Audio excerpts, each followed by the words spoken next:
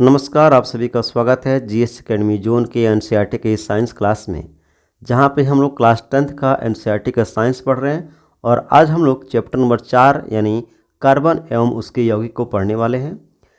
मैं सभी से कहता हूं कि जो लोग क्लास कर रहे हैं जीएस एकेडमी जोन पर, वे लोग साथ साथ में नोट्स बनाते चले। अगर नोट्स नहीं बना पा रहे हैं तो बिल्कुल कम कीमत पे हमारे यहाँ से ज्योग्राफी और साइंस के एनसीईआरटी नोट्स को बाई कर सकते हैं।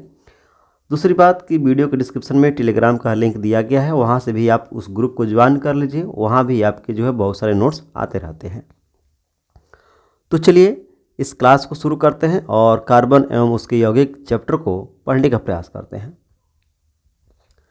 अब यहाँ पे बात की जाए तो देखिए, जो कार्बन है ये एक प्रकार का अधातु है। इसकी जो परमाणु संख्या होती है ये 6 होती है और इसमें जो इलेक्ट्रॉनिक विन्यास होता है ये 2 और 4 का होता है। कहने का मतलब कि जो इलेक्ट्रॉनिक विन्यास होता है उसमें K, L, M, N ये जो 4 कोष होते हैं, इन कोष में इलेक्ट्रॉन को विभाजित करना होता है, रखना होता है।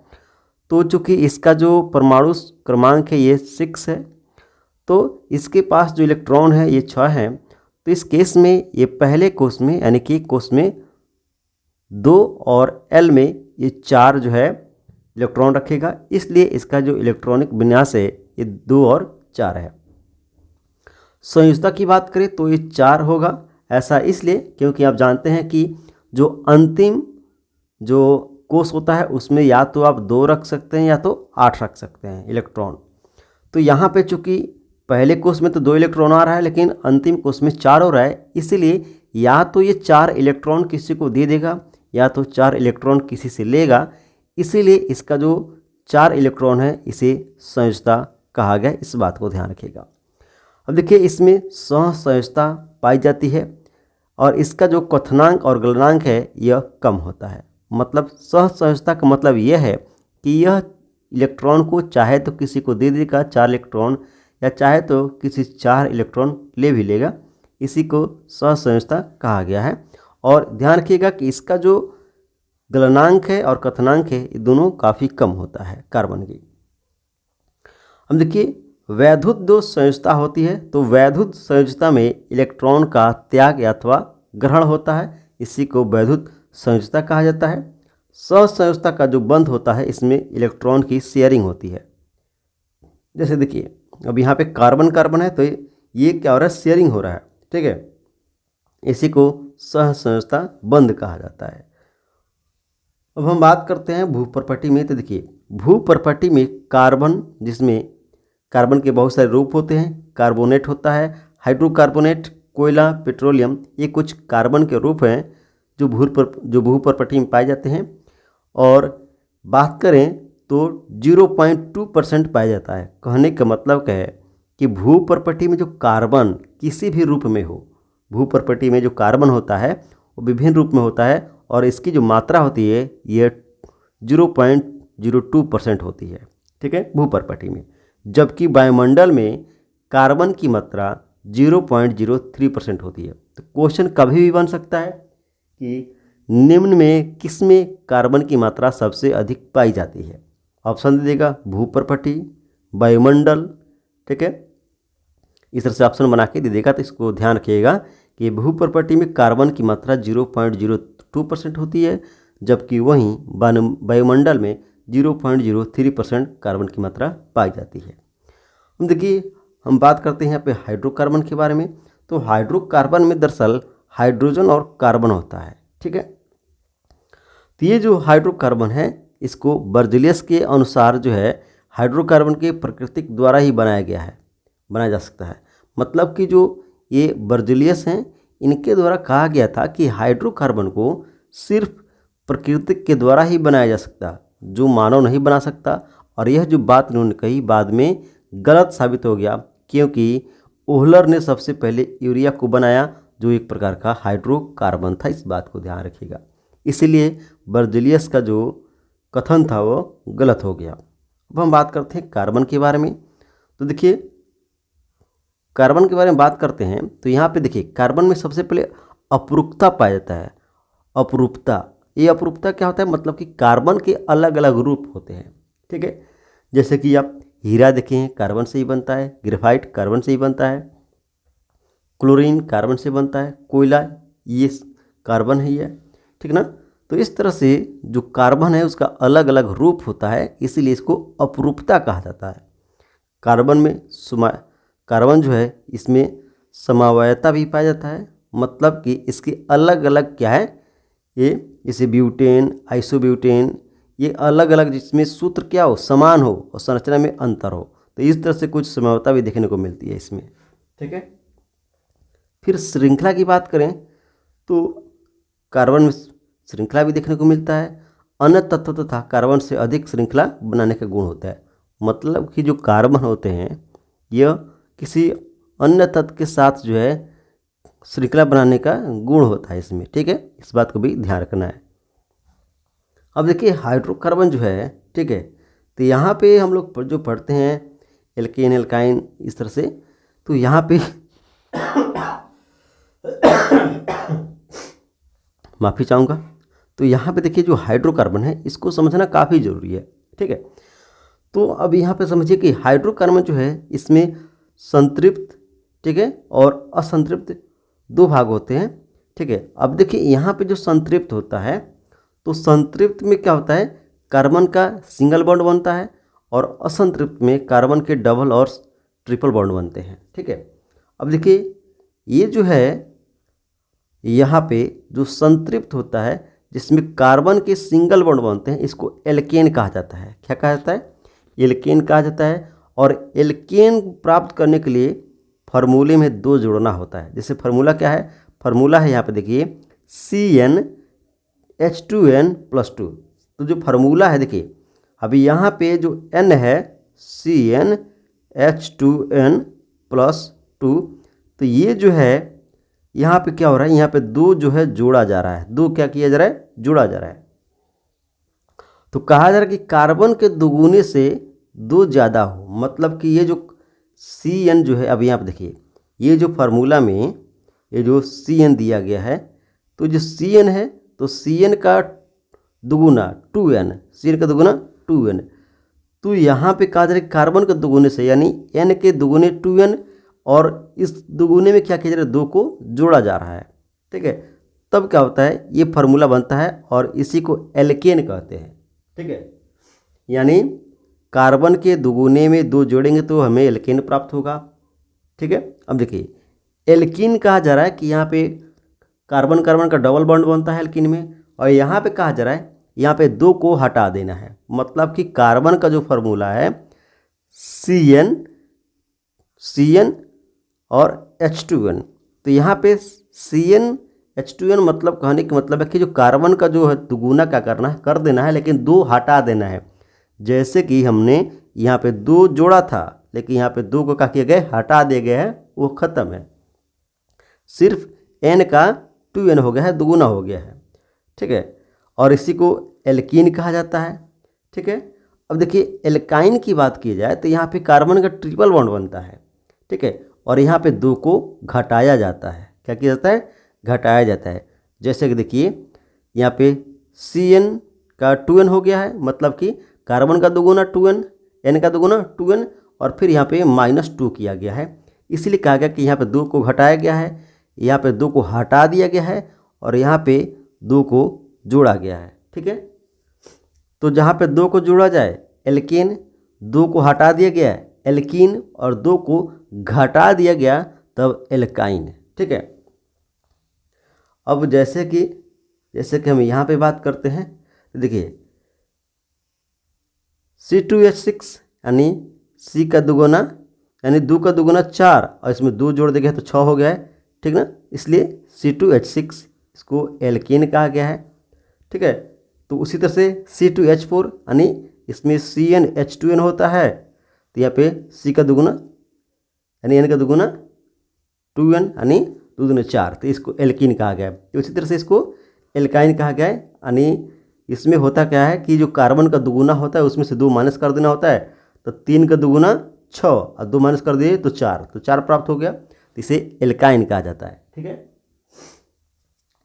अब हम बात करते हैं, नीचे ध्यान दीजिएगा, तो देखिए यहाँ पे इसको मेथ बोलते हैं, C2 eth, C3 prop, C4 but, C5 pent, C6 hex, C7 hept, C8 oct, C9 non और जो 10 होता है इसको डेक कहा जाता है।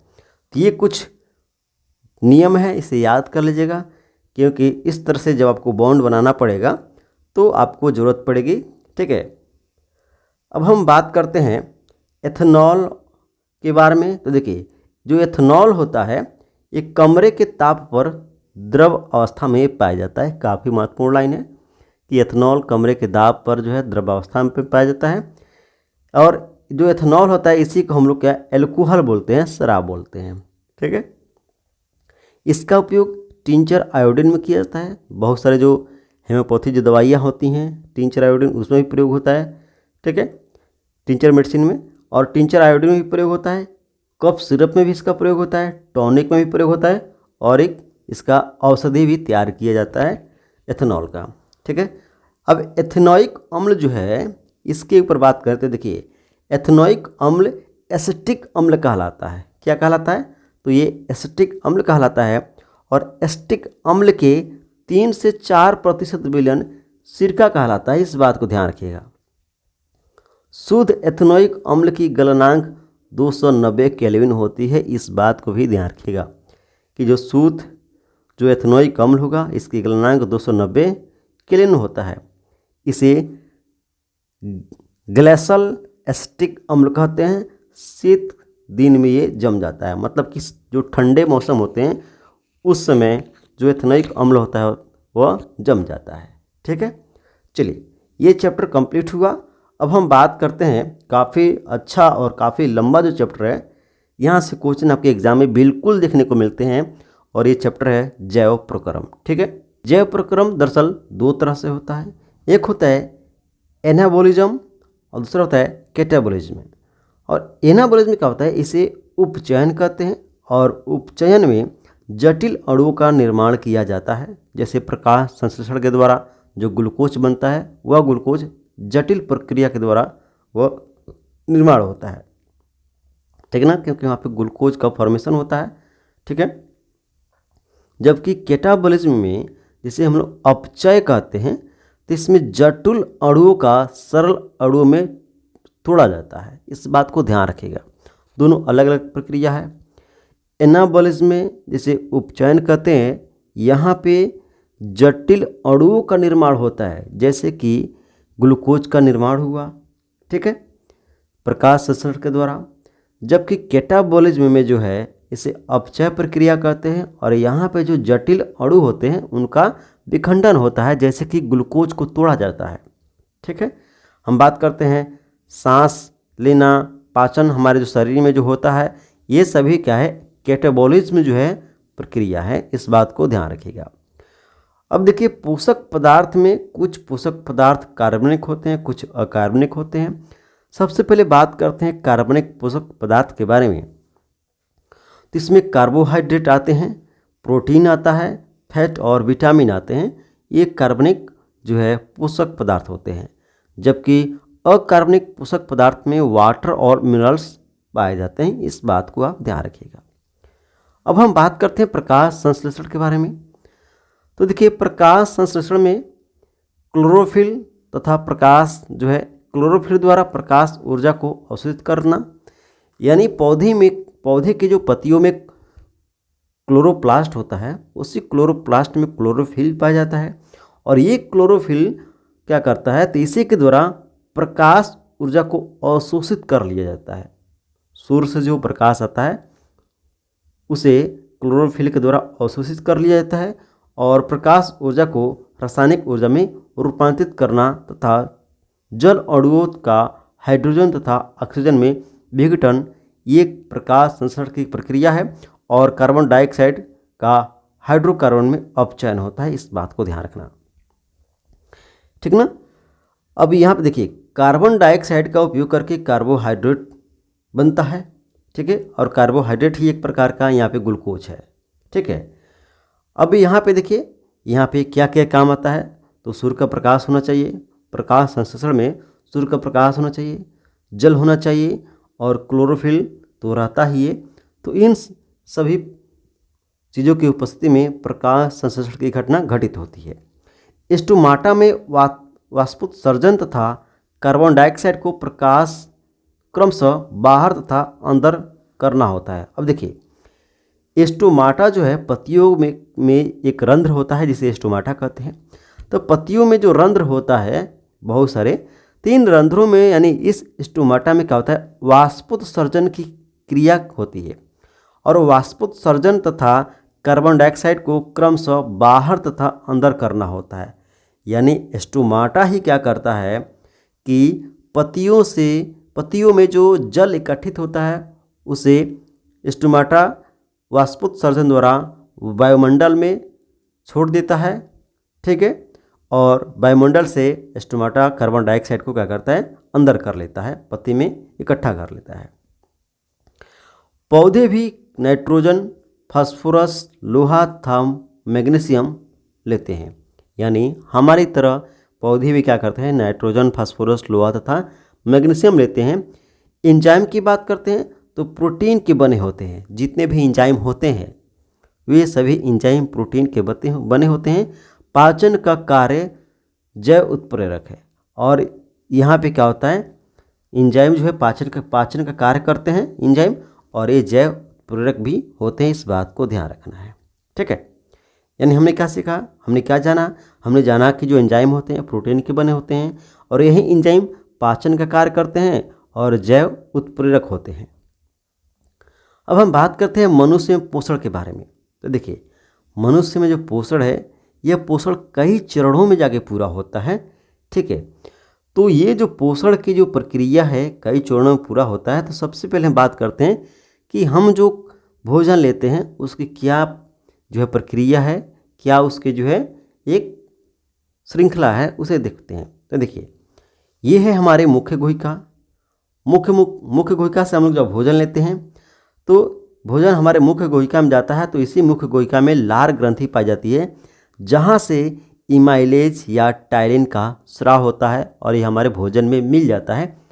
ध्यान रखिएगा, ये TRE2 का क्वेश्चन है कि लाइपेज या इमाइलेज कहाँ पाया जाता है। ठीक है, ये क्वेश्चन ऑलरेडी TRE2 में पूछा जा चुका है। ठीक है, तो यहाँ पे ध्यान रखना है कि सबसे पहले भोजन हमारे मुख्य गुहिका में जाता है और यहाँ पे लार ग्रंथि पाई जाती है और लार ग्रंथि से इमाइलेज या टायलिन जो है ये स्रावित होता है। इसके बाद जो भोजन है ये कहाँ जाता है, ग्रसनी से होते हुए ग्रास नली में जाता है। तो ग्रसनी में ध्यान रखिएगा कि भोजन का पाचन नहीं होता है। भोजन का पाचन कहाँ से शुरू होता है, तो भोजन का पाचन मुख्य गुहिका से शुरू होता है, जबकि ग्रसनी में भोजन का पाचन नहीं होता है और ना ही यहाँ पे किसी प्रकार का एंजाइम भोजन में आके मिलता है। ठीक है, इसी तरह से ग्रास नली में भी कोई पाचन नहीं होता है और ना ही कोई एंजाइम यहाँ पे आकर भोजन में मिलती है। और फिर भोजन कहाँ पे आता है, अमाशय में आता है। ठीक है, अमाशय के बाद भोजन जो है इस तरह से छोटी आंत में आता है और छोटी आंत से फिर भोजन जो है ये बड़ी आंत में आता है और फिर जो है ये बाहर चला जाता है। अब यहाँ पे ध्यान रखना है कि फिर ये जो बड़ी आंत है यहाँ पर भोजन का पाचन नहीं होता है और यहाँ पर भी कोई एंजाइम आकर भोजन में नहीं मिलती है। इस बात को ध्यान रखना। ठीक है, अब हम नीचे कुछ बात कर लेते हैं और फिर डिटेल में पढ़ेंगे इसके बारे में। देखिए, सबसे पहले बात करते हैं टायलिन या इमाइलेज। तो टायलिन है या इमाइलेज है, ये कार्बोहाइड्रेट का पाचन करता है। मतलब कि हमारे जो मुख्य गुहिका है वहाँ पे जो टायलिन या इमाइलेज जो लार ग्रंथि से स्रावित होती हैं, यही टायलिन या इमाइलेज क्या करती हैं, हमारे शरीर में कार्बोहाइड्रेट का पाचन करती हैं। इस बात को ध्यान रखना है। ग्रसनी श्वसन तंत्र तथा पाचन तंत्र का कॉमन डक्ट है। जो ग्रसनी है ये क्या करता है, यहाँ से इस माध्यम से, मतलब कि ग्रसनी से हम लोग श्वसन भी करते हैं और यहाँ से हमारा पाचन भी होता है, यानी दोनों काम ग्रसनी करता है। इस बात को ध्यान रखना है। अब चलिए हम अमाशय के बारे में बात कर लेते हैं, क्योंकि अमाशय जो है हमारे भोजन को पचाने का कार्य करता है। तो ये 30 सेंटीमीटर थैली आकार का इसकी संरचना होती है अमाशय की, और यहाँ से जठर ग्रंथि का स्राव होता है। यहाँ पे जठर ग्रंथि पाई जाती है और यहाँ पे जठर रस का स्राव होता है। अब ये जो जठर ग्रंथि होती है यहाँ से क्या निकलता है, HCl यानी हाइड्रोक्लोरिक एसिड निकलता है तथा इंजाइम का स्राव होता है। इस बात को समझिए, ठीक है। और ये जो इंजाइम है, इंजाइम में क्या क्या निकलता है, तो इंजाइम में पेप्सिन और म्यूसिन निकलता है। पेप्सिन प्रोटीन का पाचन करता है जबकि म्यूसिन HCl से अमाशय की सुरक्षा प्रदान करता है। इस बात को ध्यान रखना। देखिए अब ये जो HCl है यानी हाइड्रोक्लोरिक जो अम्ल है काफ़ी खतरनाक है, क्योंकि हमारे शरीर में जो है भोजन के साथ साथ बहुत सारे कीड़े मकोड़े या अनवांटेड जो चीज़ होती हैं वो हमारे शरीर में चली जाती हैं। तो हमारे शरीर में जब अमाशय में जब ये भोजन के साथ कीड़े मकोड़े आते हैं तो हमारे अमाशय में पाया जाता है हाइड्रोक्लोरिक अम्ल यानी HCl पाया जाता है। और ये इतना खतरनाक होता है कि अगर हम अपने हथेली पे HCl को रखें तो ये हमारे हथेली को छेद कर देगा। तो ये जो अमाशय क्या करता है, अमाशय में जो HCl पाया जाता है ये क्या करता है कि भोजन के साथ जो भी कीड़े मकोड़े आए हैं उन्हें मार देता है, ठीक है, और भोजन को अम्लीय भी बना देता है। तो ये जो है चूँकि अमाशय में पाए तो जा रहा है लेकिन इतना खतरनाक है कि छेद कर देगा हमारे हथेली को। तो यहीं पे म्यूसिन भी पाया जाता है और यह जो म्यूसिन एंजाइम है यह क्या करता है, अमाशय को सुरक्षा प्रदान करता है HCl से, ठीक ना। यानी म्यूसिल ही HCl से अमाशय को सुरक्षा प्रदान करता है, ठीक है। तो हमने क्या देखा, हमने देखा कि अमाशय 30 सेंटीमीटर की एक थैली होती है। यहाँ पे जठर ग्रंथि पाया जाता है। जठर ग्रंथि में जो है HCl और कुछ इंजाइम का स्राव होता है। ये जो इंजाइम है इसमें पेप्सिन और म्यूसिन पाया जाता है। पेप्सिन प्रोटीन का पाचन करते हैं और म्यूसिन HCl से अमाशय की सुरक्षा करता है, ठीक है। इतना बात है हमें समझ में आ गई। तो हम लोग अब बात करते हैं छोटी आंत के बारे में। हम देखिए ये तो छोटी आंत है या स्मॉल इंटेस्टाइन होता है, इसका नाम ही सिर्फ छोटी आंत है लेकिन ये सबसे बड़ा होता है, ये सबसे लंबा होता है क्योंकि मनुष्य में इसकी लंबाई लगभग 17 फीट के आसपास होती है, ठीक है। यानी छोटी आंत की लंबाई कितनी होती है, तो 17 फीट होती है। शाकाहारी जीव में ये अधिक लंबा होता है, यानी ऐसे जीव जो शाकाहारी होते हैं उनमें उनका स्मॉल इंटेस्टाइन या छोटी आंत बहुत लंबा होता है। मांसाहारी में थोड़ा सा ये लंबाई में कम पाया जाता है। भोजन का पूर्ण पाचन यहीं पे होता है, कहाँ पे, तो छोटी आंत में, ठीक है। और भोजन का सर्वाधिक अवशोषण छोटी आंत में ही होता है। अब देखिए यहाँ पे जो है, यहाँ पे भोजन का जो पाचन होता है स्मॉल इंटेस्टाइन यानी छोटी आंत में, तो यहाँ पे 5 प्रकार के एंजाइम जो है रिलीज होते हैं। अब कौन कौन से एंजाइम है, तो यहाँ पे माल्टेज पाया जाता है। माल्टेज, लैक्टेज, सुक्रोज, लाइपेज, ये कुछ जो है, और यहाँ पे एक और है इरेप्सिन, ठीक ना। तो ये कुछ जो है एंजाइम पाए जाते हैं। अब यहाँ पे ध्यान रखना कि जो 5 एंजाइम जो है इसमें माल्टेज क्या करता है, माल्टेज, लैक्टेज और सुक्रोज ये तीनों कार्बोहाइड्रेट का पाचन करते हैं। यानी माल्टेज, लैक्टेज, सुक्रोज तीनों कार्बोहाइड्रेट का पाचन करते हैं। लाइपेज वसा का पाचन करता है और इरेप्सिन प्रोटीन का पाचन करता है। इन बातों को आप अच्छे से समझ लीजिए क्योंकि यहाँ से कभी भी क्वेश्चन बन सकता है, ऑलरेडी क्वेश्चन बना हुआ है। ये क्वेश्चन आपके एंजाइम से जो है आपके एग्जाम में देखने को जरूर मिलता है, इस बात को ध्यान रखिए, ठीक है। तो यहाँ पे आपको याद रखना है कि माल्टेज, लैक्टेज, सुक्रोज कार्बोहाइड्रेट का पाचन करते हैं, लाइपेज वसा का पाचन करते हैं, इरेप्सिन प्रोटीन का पाचन करते हैं, और ये पांचों जो एंजाइम हैं ये छोटी आंत से निकलते हैं, ठीक है, और ये भोजन का पूर्ण पाचन करते हैं। इस बात को ध्यान रखना है, ठीक है। अब हम बात करते हैं बड़ी आंत के बारे में। तो बड़ी आंत जो है इसकी लंबाई 5 फीट होती है। मैंने क्या बताया कि छोटी आंत का नाम सिर्फ छोटी आंत है लेकिन उसकी लंबाई सबसे ज़्यादा होती है, वो 17 फीट का होता है लगभग, जबकि बड़ी आंत की लंबाई 5 फीट की मात्र होती है। मल को शरीर से बाहर निकालना तथा जल को अवशोषित करने के कार्य जो है ये बड़ी आंत में ही होता है। यानी हमारे जो अपशिष्ट पदार्थ हमारे शरीर में बच जाता है जो बड़ी आंत में चली जाती हैं। तो बड़ी आंत में क्या होता है कि हमारे शरीर में जो अवशिष्ट पदार्थ या अवशिष्ट भोजन जो रह गया है, जो नहीं पच पाया है, उसका क्या होता है, तो वहाँ से जल का अवशोषण होता है। ठीक है, बड़ी आंत में। अब हम पाचन के बारे में देख लिए, अब हम भोजन के बारे में देख लिए, अब हम श्वसन के बारे में बात कर लेते हैं। ठीक है, तो देखिए श्वसन में क्या होता है, ग्लूकोज को तोड़कर ऊर्जा प्राप्त करना, यही श्वसन कहलाता है। ठीक है, यानी जो लोग पढ़े लिखे नहीं हैं वो तो नहीं समझेंगे, लेकिन हम लोग पढ़े लिखे हैं तो हम लोग को इतना समझ में आ रहा है कि जब हम लोग सांस लेते हैं तो इसी श्वसन के माध्यम से हमारे अंदर जो ग्लूकोज पाया जाता है, उसी ग्लूकोज को तोड़ा जाता है और फिर हमारा क्या होता है, हमें ऊर्जा प्राप्त होती है, और यही क्रिया जो है ये श्वसन कहलाता है। ठीक है, लेकिन ये जो श्वसन है ये दो प्रकार का होता है। एक होता है अनाक्षी श्वसन, दूसरा होता है अक्षी श्वसन। ठीक है, अब यहाँ पे हम एक एक करके बात करते हैं। सबसे पहले हम बात करते हैं अनाक्षी श्वसन के बारे में। तो देखिए अनाक्षी श्वसन में क्या होता है कि यहाँ पे ऑक्सीजन का यूज नहीं होता है, मतलब कि हम अनाक्षी श्वसन में ऑक्सीजन अपने शरीर के अंदर नहीं लेते हैं। ठीक है, तो ये कैसे होता है, तो देखिए अनाक्षी श्वसन दरअसल ईस्ट में, जीवाणु में, फलों में होता है, और मनुष्य की जो कोशिका होती है वहाँ पर कभी कभी अनाक्षी श्वसन होता है। और मनुष्य के जो कोशिका द्रव्य होता है वहाँ पे जब अनाक्षी श्वसन होता है तब वहाँ पे लैक्टिक अम्ल का फॉर्मेशन होता है, और वही लैक्टिक अम्ल के चलते हमारी जो मांसपेशियाँ होती हैं वह दर्द करना शुरू कर देती हैं। इस बात को ध्यान रखना।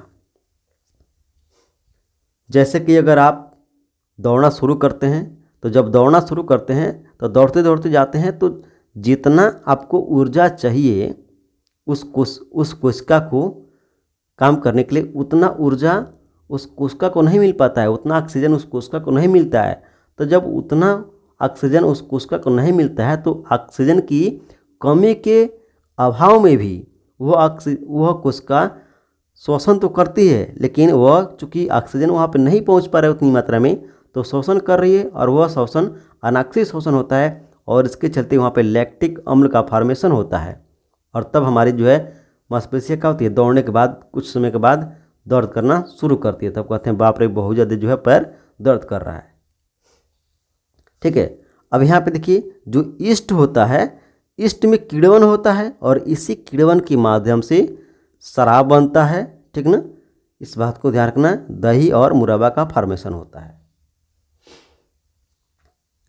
चलिए अब देखिए हम बात करते हैं, अब यहाँ पे जो अक्षी श्वसन था यहाँ पे हम लोगों ने छोड़ दिया।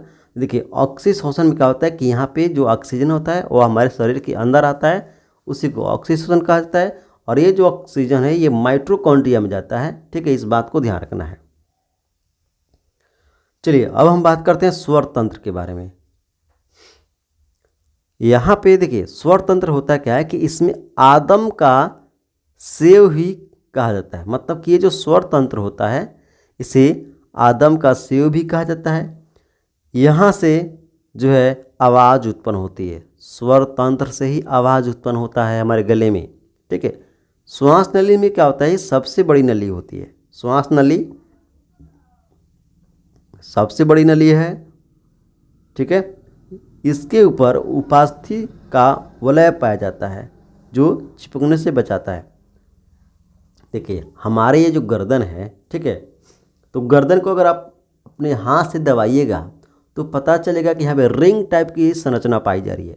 ठीक है ना, तो ये जो रिंग टाइप की जो संरचना है यही हमारे गले में यानी श्वास नली में उपास्थि है, और ये उपास्थि क्या करता है, तो यही उपास्थि जो है हमारे ये श्वास नली को चिपकने से बचाता है, चिपकने नहीं देता है। ठीक है, देखिए फेफड़ा की बात करें तो इसमें करोड़ों वायुकोष्ठ पाए जाते हैं इस फेफड़ा में। ठीक है ना, और ये जो वायुकोष्ठ हैं इसी में कुपिकाएँ पाई जाती हैं, यानी वायुकोष्ठ को ही हम लोग कुपिका कहते हैं। ठीक है, तो इसमें करोड़ों वायुकोष्ठ या कुपिकाएँ पाई जाती हैं, और ये संरचनात्मक दृष्टि से ये कार्यात्मक इकाई है, मतलब कि ये कार्य करती हैं। क्या करती हैं, ये कार्य करती हैं। डायफ्राम की बात करें तो जब डायफ्राम ऊपर की ओर जाता है तब आयतन कम हो जाता है तथा वायु बाहर निकल जाती है। जैसे अपनी गहरी सांस लिया होगा, गहरी सांस छोड़ा होगा तो क्या होता है, जब आप सांस क्या करते हैं, जब आप सांस छोड़ते हैं तो डायफ्राम क्या होता है, ऊपर जाता है, हमारे पेट में आयतन कम हो जाता है और सांस बाहर चली जाती है। जबकि डायफ्राम नीचे जाता है तो फेफड़े का आयतन बढ़ जाता है और वहाँ पे ऑक्सीजन का आके वायु आके भर जाती है और हम सांस अंदर ले लेते हैं। ठीक है, अब वाहन में बात करते हैं, मानव में वहन के बारे में बात करते हैं। देखिए, मानव में वहन रक्त द्वारा किया जाता है, मतलब कि मानव में जो ऑक्सीजन का वहन होता है वो रक्त के द्वारा होता है, जिसमें ऑक्सीजन, कार्बन डाइऑक्साइड, नाइट्रोजन, जल, glucose, fatty acid, amino acid, potassium, magnesium, carbon इत्यादि होता है। मतलब कि जो हमारे शरीर में वहन होता है रक्त, तो इस रक्त में बहुत कुछ का ट्रांसपोर्टेशन होता है। ठीक है, हमारा जो रक्त होता है उसमें ऑक्सीजन, कार्बन डाइऑक्साइड, नाइट्रोजन, जल, glucose, fatty acid, amino acid, potassium, magnesium, carbon, इन सभी तत्वों का जो है क्या होता है, एक जगह से दूसरी जगह स्थानांतरण होता रहता है। रक्त क्या है, रक्त एक तरल संयोजी ऊतक है। ठीक है, ऊतक इसलिए है क्योंकि रक्त जो है इसमें भी कई तरह की कोशिका मिलकर ऊतक का निर्माण कर रही हैं। ठीक है, इसमें तरल पदार्थ प्लाज्मा होता है। ये रक्त में जो तरल पदार्थ है वही क्या होता है, प्लाज्मा होता है। प्लाज्मा पदार्थों के विलयन के रूप में वहन करता है और ये जो प्लाज्मा है ये पदार्थों के विलयन के रूप में वहन करता है। ठीक ना, नहीं, इस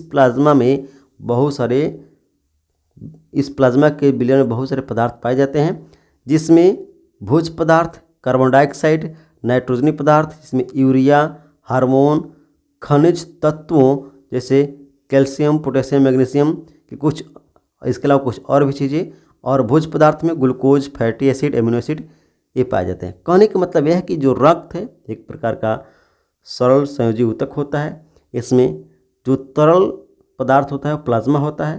ठीक है, और इस प्लाज्मा में अनेक प्रकार के जो है, इस विलयन में अनेक प्रकार के तत्व पाए जाते हैं और ये जो तत्व होते हैं कुछ भोजन के तत्व होते हैं। ठीक है, कुछ ऑक्सीजन के होते हैं, कुछ कार्बन डाइऑक्साइड के होते हैं। ठीक है, इसमें इसके अलावा नाइट्रोजनी पदार्थ में यूरिया, इसके अलावा हार्मोन भी इसी में जाता है। चूँकि अब मैंने पहले ही पढ़ा दिया कि हार्मोन जितनी भी होते हैं ये डक्टलेस होते हैं। ठीक ना, तो हार्मोन का स्राव डक्टलेस होता है तो ये रक्त के माध्यम से जाते हैं। इसके अलावा खनिज तत्व, मैग्नीशियम, पोटेशियम, ये सभी जो है रक्त के माध्यम से जाते हैं। ठीक है, इसके अलावा fatty acid, glucose, amino acid सब जो है रक्त के माध्यम से ही ट्रांसपोर्टेशन होते हैं। चलिए, अब हम यहाँ पे देखिए, यहाँ पे आपको ध्यान देकर पता चलेगा कि जो आरबीसी होता है यहाँ पे ऑक्सीजन का वहन करता है, यानी आरबीसी जो है ऑक्सीजन की वहन करता है। और वे भी ध्यान रखिएगा कि आरबीसी में हीमोग्लोबिन पाया जाता है और हीमोग्लोबिन ही जो है ऑक्सीजन का वहन करता है। ठीक है, डब्ल्यूबीसी ये इम्यून सिस्टम है, जिसका डब्ल्यूबीसी अच्छा रहेगा उसके अंदर इम्यून सिस्टम कमज़ोर नहीं होगा और एक जल्दी बीमार नहीं पड़ेगा। प्लेटलेट्स देखिए, प्लेटलेट्स ये रक्त का स्कंदन करता है, यानी रक्त को थक्का जमाने का कार्य करता है। ठीक है, अब हम बात करते हैं हृदय के बारे में। ठीक है, अब देखिए जो मानव का जो हृदय है ये 4 चेम्बर का होता है, यानी इसमें 4 कुष्ठ पाए जाते हैं, 1, 2, 3, 4। अब ये जो 4 जो मानव के जो कोष्ठ है, जो 4 चेम्बर इसमें पाए जा रहे हैं, तो 4 चेम्बर का नाम कुछ इस प्रकार का है। ये जो इसके ऊपर जो है ये आलिंद होता है, इसके ऊपर जो है दोनों भाग ये आलिंद कहलाता है। इसमें जो है ये वाला भाग इसको बोलते हैं दायां आलिंद और बायां वाला भाग को बायां आलिंद। नीचे वाला जो भाग होता है इसके जो नीचे वाला भाग होता है यह कहलाता है, नीचे वाला भाग को कहते हैं नीलय। तो इसको बोलते हैं दायां नीलय, इसको बोलते हैं बायां नीलय। ठीक है, अब नीचे जो है त्रिवलनी कपाट होता है और यहाँ अब देखिए, अब ये जो है आपको समझ में आएगा, इसको मैं आगे डायग्राम से समझाता हूँ। ठीक ना, एक त्रिवलनी कपाट होता है और एक द्विवलनी कपाट होता है, इसको भी समझेंगे। अब देखिए रुधिर नालिका के बारे में समझ लेते हैं। ठीक है, जो रक्त नालिकाएँ होती हैं, रक्त नालिका में 2 प्रकार का होता है, एक होता है धमनी, दूसरा होता है शिरा। सबसे पहले बात करते हैं धमनी के बारे में। तो जो धमनी होता है जिससे हम लोग क्या बोलते हैं, वेन बोलते हैं, ठीक ना। तो धमनी की होता है, इसमें ऑक्सीजन का ट्रांसपोर्टेशन होता है, ठीक ना। धमनी में क्या होता है, ऑक्सीजन युक्त रक्त होता है, यानी इस यहाँ से ऑक्सीजन का ट्रांसपोर्टेशन होता है। और फुसफुस ध्वनि ये अशुद्ध रक्त का गमन करती है, यानी ये अपवाद है, ठीक है। मैंने क्या बताया, मैंने बताया कि जितनी भी धमनियाँ होती हैं वे सभी शुद्ध रक्त का ट्रांसपोर्टेशन करती हैं रक्त के साथ, जबकि जो फुसफुस धमनी है यह अपवाद है, क्योंकि यह अशुद्ध रक्त का ट्रांसपोर्टेशन करती है, ठीक है। और जितनी भी धमनियाँ हैं ये गहराई में पाई जाती हैं, यानी जो हमारी मांसपेशियाँ हैं उसके अंदर गहराई में पाई जाती हैं, ठीक है। इसके अलावा इनकी जो परत होती हैं ये थोड़ी सी ये मोटी होती हैं, ठीक है। चलिए, जो शिराएँ होती हैं ये जो है अशुद्ध रक्त का गमन करते हैं, यानी इसमें कार्बन डाइऑक्साइड की मात्रा ज़्यादा रहती है। कुछ अपवाद हैं, जैसे फुसफुस शिरा, ये फुसफुस शिरा ये भी अपवाद है, क्योंकि ये शुद्ध रक्त का गमन करता है और ये ऊपरी भाग में पाया जाता है, मतलब कि हमारे जो त्वचा होती है उसमें आसानी से देखने को मिल जाता है। हमारे शरीर में देखिए, हमारे शरीर के हाथ पैर में जहाँ में भी आपको ऊपर तरफ कोई रक्तवाहिका दिख जाए, ठीक है, तो ये जो रक्तवाहिका है या नालिका है, अगर ब्लूइश टाइप का दिख रहा है, हल्का सा नीले टाइप का दिख रहा है, तो वही आपका शिरा है, इस बात को ध्यान रखना है। अब यहाँ पे हम समझते हैं कि ये जो हमने अभी जो हमारा हार्ट है इसे हम लोग यहाँ समझते हैं। देखिए, ये आकृति हार्ट का है, इधर फेफड़ा है, ठीक है। अब देखिए, मैंने तो बता दिया कि ये वाला जो है ऊपर वाला जो भाग है, मैंने बताया अभी कि ये जो ऊपर वाला भाग है ये क्या है, ये आलिंद है, नीचे वाला नीले है, ठीक है। अब यहाँ पे ध्यान दीजिएगा कि यहाँ पे ये ऊपर वाला जो बायां आलिंद, ये जो दायां आलिंद है, ठीक ना। तो ये जो दायां आलिंद है, तो दाएं आलिंद में क्या होता है, यहाँ से जो रक्त आती है ये अशुद्ध रक्त आता है, क्या होता है, यहाँ से ये अशुद्ध रक्त आता है, ठीक है। क्यों आता है, क्योंकि ये देखिए यहाँ पे शरीर होता है, शरीर का अंग होता है, ठीक ना। अब ये जो शरीर का अंग है, ठीक है, तो यहाँ से क्या होता है, शरीर के अंग में से विभिन्न जो है शिराओं के माध्यम से क्या होता है, ये अशुद्ध रक्त यहाँ पे लाया जाता है। तो ये चूँकि अशुद्ध रक्त होता है, और अशुद्ध रक्त क्या आता है, दाएं आलिंद में आता है, ठीक ना।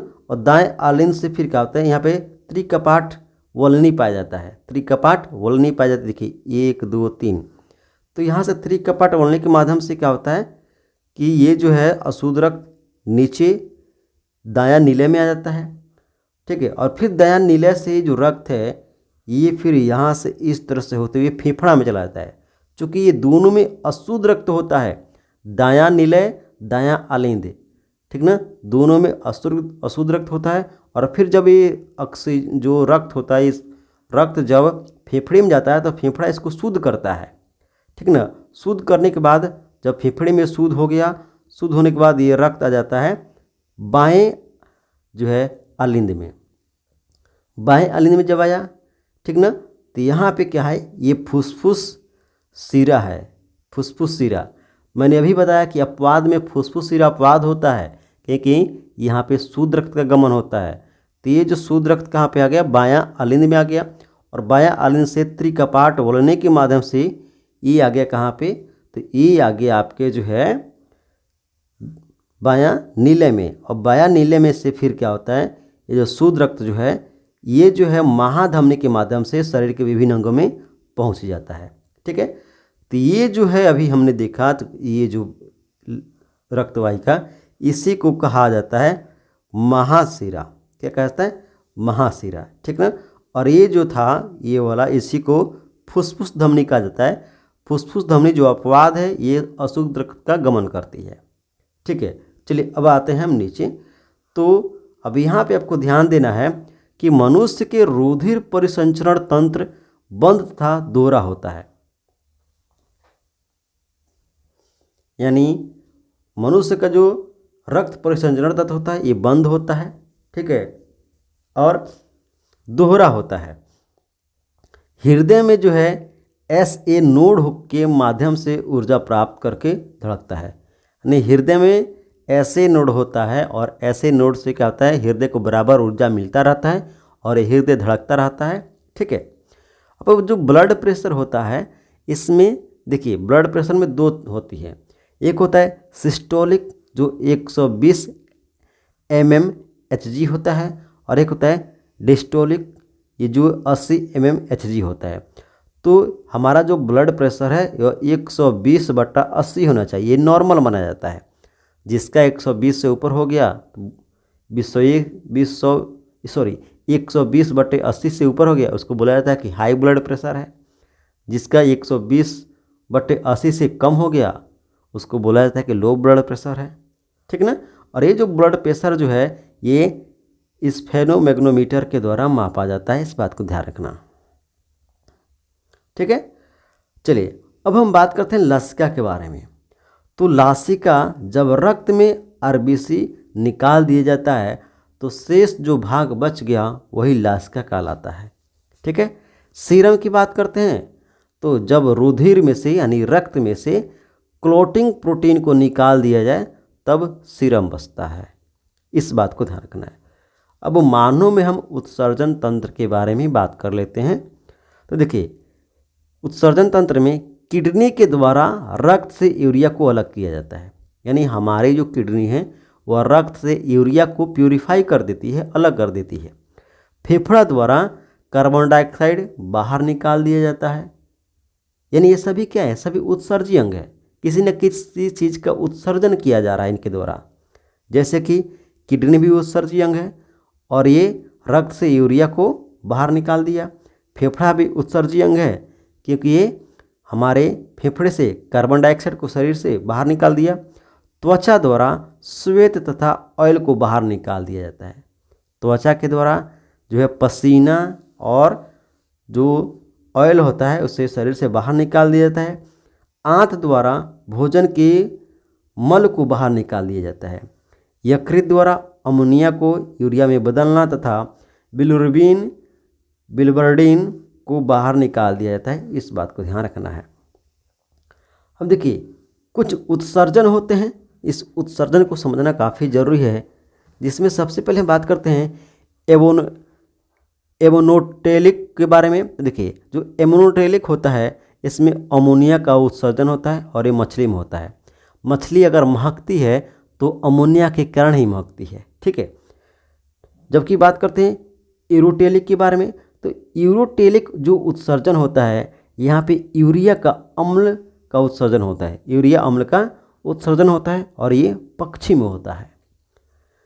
यूरोटेलिक जो है ये भी यूरिया का उत्सर्जन होता है और ये पुष्प में होता है। इन तीनों बातों को ध्यान रखना है। ठीक है ना, तीनों बातों को ध्यान रखना।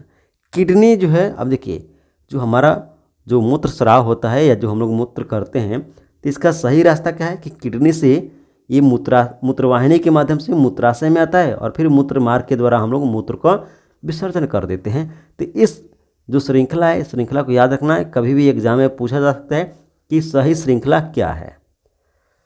अब देखिए रीनल आर्टरी जिससे ये इन होता है और रीनल वेन जो है आउट होता है। ठीक ना, मतलब कि जो रीनल आर्टरी होता है ये अंदर की तरफ होता है और रीनल जो वेन होता है ये बाहर की तरफ दिखाई पड़ता है। चलिए किडनी के बारे में पढ़ते हैं। देखिए एक किडनी में लगभग 10,30,000 के आसपास किडनी दिखाई देती है। अब देखिए एक किडनी में क्या होता है, लगभग 10,30,000 के आसपास जो है इसकी किडनी की संरचनाएं दिखाई, उसके जो है अंदर जो उसके जो कह सकते हैं जो वुमन कैप्सूल होते हैं दिखाई पड़ती हैं। किडनी की संरचनात्मक तथा कार्यात्मक इकाई नेफ्रॉन है। यानी किडनी में जो कि 2 किडनी होती है हमारे शरीर में, तो इन किडनी में लगभग 10,30,000 के आसपास किडनी की नेफ्रॉन दिखाई पड़ते हैं। और किडनी की जो संरचनात्मक तथा कार्यात्मक इकाई हैं जो उसमें काम कर रहे हैं वो नेफ्रॉन होता है। यानी किडनी में नेफ्रॉन ही छानने के काम करते हैं। ठीक ना। अब ये देखिए स्टडी ऑफ किडनी क्या कहलाता है, तो नेफ्रोलॉजी कहलाता है। यानी किडनी का अध्ययन नेफ्रोलॉजी कहा जाता है। किडनी में यूरिया या यूरिक अम्ल को शरीर से रुधिर से अलग किया जाता है। मतलब आप ऐसे समझिए कि हमारे रक्त में जो यूरिया या यूरिक अम्ल पाया जाता है, यह यूरिया या यूरिक अम्ल खून से किडनी के माध्यम से ही अलग किया जाता है। नेफ्रॉन में वुमन कैप्सूल पाया जाता है। देखिए अभी मैंने बताया कि जो दोनों किडनियां होती हैं, तो एक किडनी में जो है लगभग 10,30,000 के आसपास नेफ्रॉन पाए जाते हैं, और नेफ्रॉन में पाया जाता है वुमन कैप्सूल, ठीक ना। और वुमन कैप्सूल की संरचना है, ठीक ना। और यही वुमन कैप्सूल क्या करता है, तो रक्त का शुद्धिकरण करता है, ठीक है। जैसे यहाँ पे देखिए ये रक्त आया और ये वुमन कैप्सूल है, तो यहाँ पे क्या करता है, वुमन कैप्सूल से रक्त इस प्रकार से ये छन के चला जाता है। देखिए वुमन कैप्सूल हो गया, और वुमन कैप्सूल में क्या होता है, यहाँ पे गोमा मेरुलस इसे कहते हैं। ये जो जालिका रूपी जो संरचना होती है, इसको गोमा मेरुलस कहते हैं, ठीक ना। और यहाँ पे क्या होता है कि यहाँ पे ये समीपस्थ जो नालिका कहा जाता है, इसको पीसीटी कहा जाता है। और इसके अलावा ये जो भाग है, इसको कहा जाता है यू आकार का हेनले लूप। तो ये जो यू आकार का जो हेनले लूप है, ये यू की संरचना होती है, और ये जो संरचना है यहाँ से, इसको बोला जाता है डीसीटी, जो है डीसीटी या दूरस्थ कुंडलित नालिका बोला जाता है, ठीक ना। और फिर रक्त जो है यहाँ से इस तरह का चला आता है। अब देखिए किडनी में नेफ्रॉन में रक्त से यूरिया को 2 तरीके से अलग किया जाता है। कहने का मतलब है कि किडनी में जो नेफ्रॉन होता है, वह नेफ्रॉन रक्त से यूरिया को 2 तरीके से अलग करता है। एक होता है फिल्ट्रेशन के माध्यम से, यानी वुमन कैप्सूल में जो नेफ्रॉन में जो वुमन कैप्सूल पाया जाता है, वह वुमन कैप्सूल क्या करता है कि रक्त से यूरिया को प्यूरिफाई कर देता है, फिल्टर कर देता है। दूसरा होता है पुनराअवशोषण, यानी रीअब्जॉर्प्शन। तो यहाँ पे क्या होता है, पीसीटी जो हेनले लूप होता है, वो डिस्टी होता है, ये क्या करता है, ये ऑब्जर्व कर लेता है, ठीक है, यूरिया को। अब हम यूरिन के बारे में बात करते हैं। तो देखिए यूरिन में 95% जल होता है, 2% यूरिया होता है, और लगभग 0.5% यूरिक अम्ल होता है, ठीक है। यहाँ पे सोडियम पोटेशियम लेड अवशिष्ट पाए जाते हैं। पीला रंग होता है यूरिन का, और ये यूरोक्रोमा कहलाता है, ठीक है। और अम्लीय होता है, इस बात को ध्यान रखना, ठीक है। तो ये जो चैप्टर था ये कंप्लीट हुआ, और फिर हम लोग अगले चैप्टर के बारे में कल बात करेंगे, ठीक है। तो चैनल को सब्सक्राइब और वीडियो को लाइक जरूर करेंगे। धन्यवाद।